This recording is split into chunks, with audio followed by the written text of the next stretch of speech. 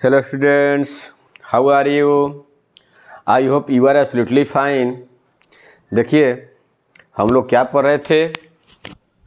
Objective questions. क्या देख रहे हैं बाबू? Objective questions. तो उसमें ऑब्जेक्टिव क्वेश्चन में कहाँ तक हम लोग देखे थे बोलेंगे। कैपेसिटेंस ऑफ द कैपेसिटर के कुछ क्वेश्चन वगैरह सब देख रहे हैं हम लोग। चलिए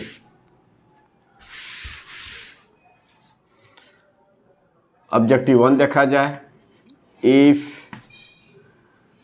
dielectric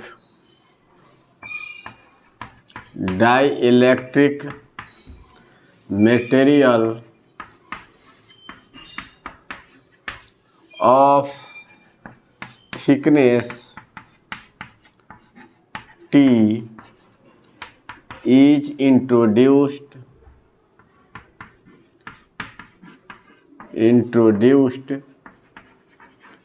between thickness T is introduced between the parallel plate capacitor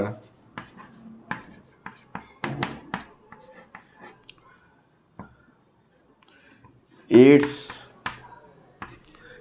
capacitance will be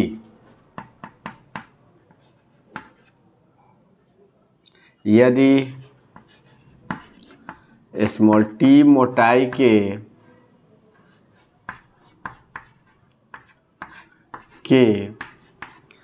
परावैद्युत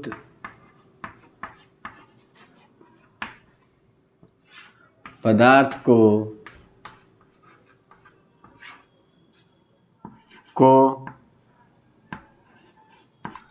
समांतर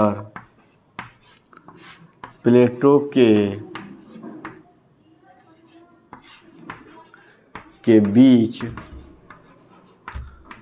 रख दिया जाए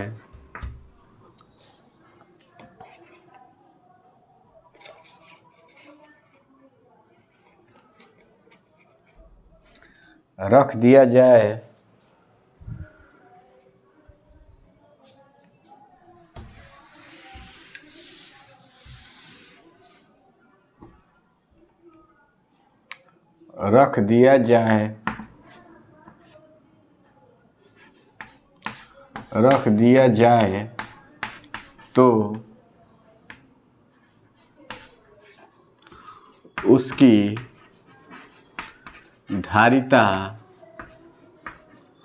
होगी।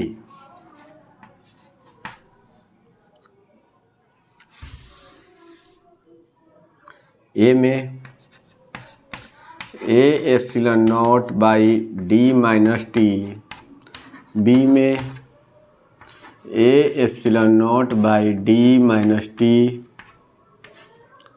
1 माइनस 1 बाई के, सी में A epsilon naught D minus T by K, D में A epsilon naught K by D minus T.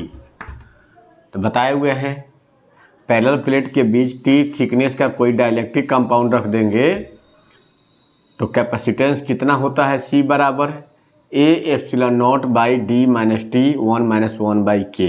मेरा कौन सा ऑप्शन सही होगा? B number. कौन सा ऑप्शन सही होगा? बी नंबर बताए हुए हैं।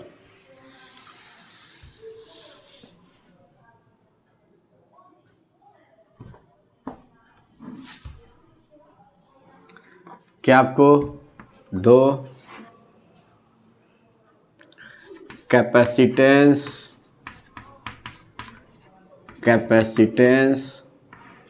of the isolated capacitor of radius small r is, यदि क्या आपको r त्रिज्या के विलगित संधारित्र की धारिता होती है। ऑप्शन ए में 4 pi epsilon naught R, B में 1/4 pi epsilon naught R, C में 1, डी में 0। तो कौन सा होता है पढ़ाए हुए हैं? आइसोलेटेड कैपेसिटर का कैपेसिटेंस का फॉर्मूला क्या पढ़ाए हुए हैं? 4 पाई एप्सिलॉन नॉट आर। कौन सा ऑप्शन होगा? ए नंबर।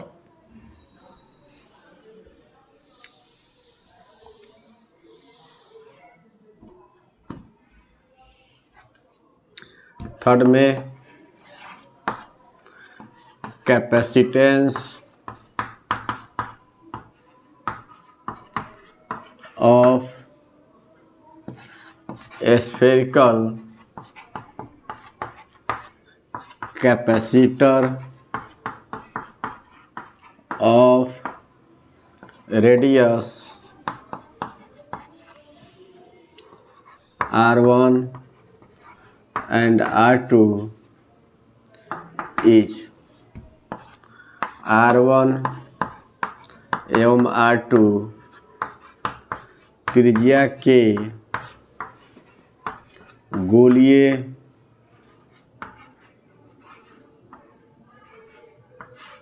संधारित्र की धारिता होती है। ए में 4 pi epsilon naught R1 by R2, B में 4 pi epsilon naught R1 into R2 by R1 plus R2, C में 4 pi epsilon naught R1 R2 by R2 minus R1, D में 4 pi epsilon naught R1 into R2।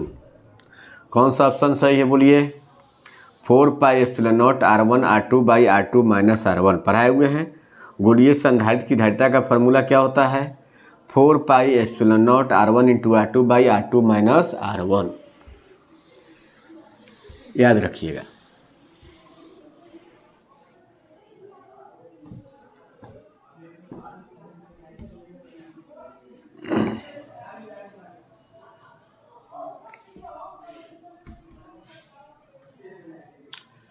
फिर किसके लिए?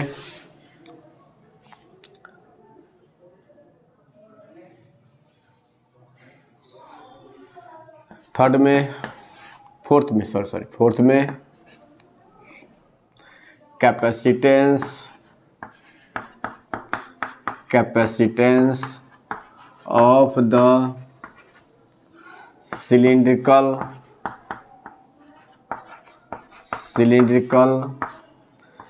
Capacitor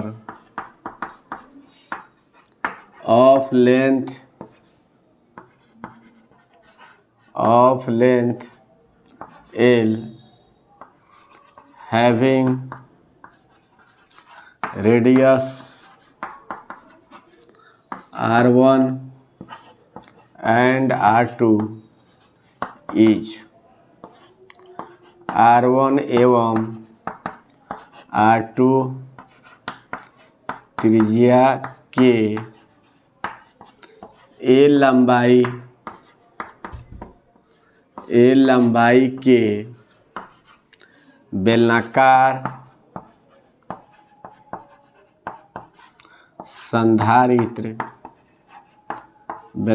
संधारित्र की धारिता होती है।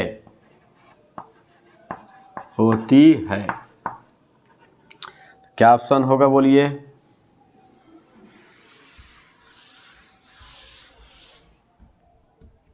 ए नंबर में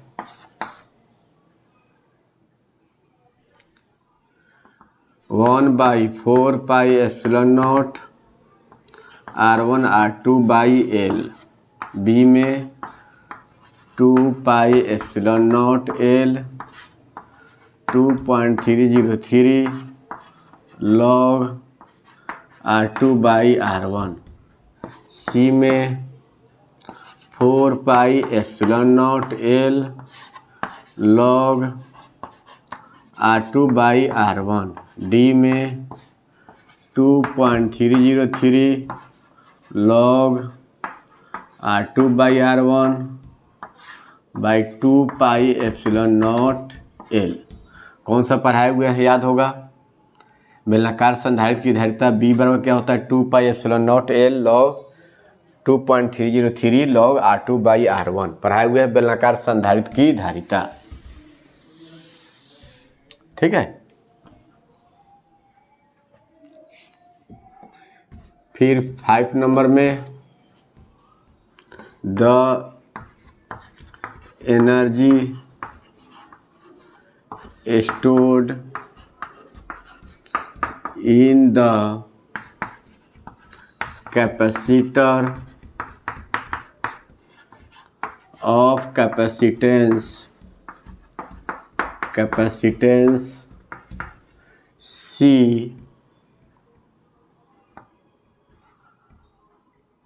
for potential V is V विभव के लिए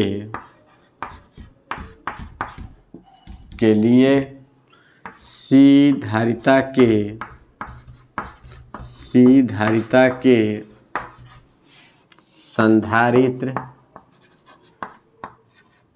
संधारित्र में संचित ऊर्जा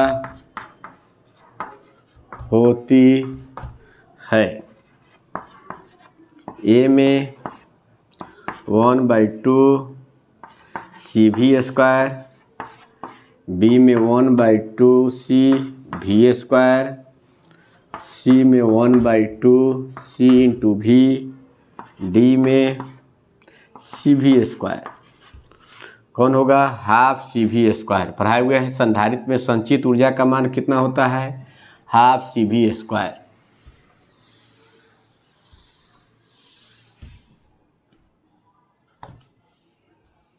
6 में if a capacitor of capacitance C is charged by Q, the energy stored in the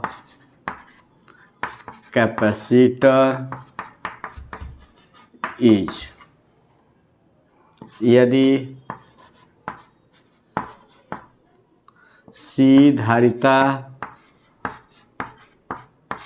वाले संधारित्र को Q आवेश तक आवेशित किया जाए तो संचित ऊर्जा का मान होता है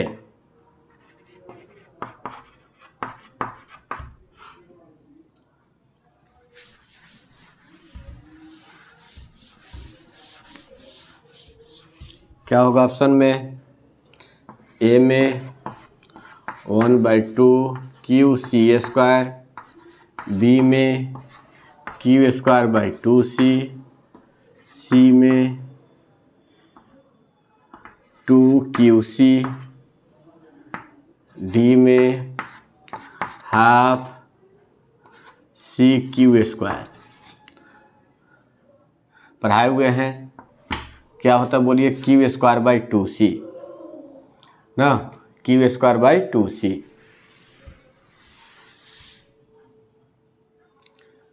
फिर आपको the energy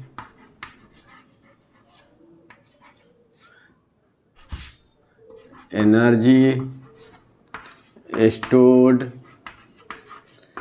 in the capacitor is, संधारित्र में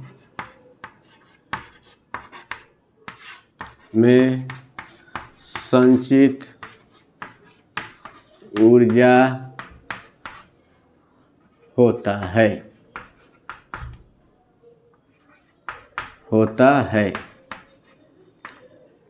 ए में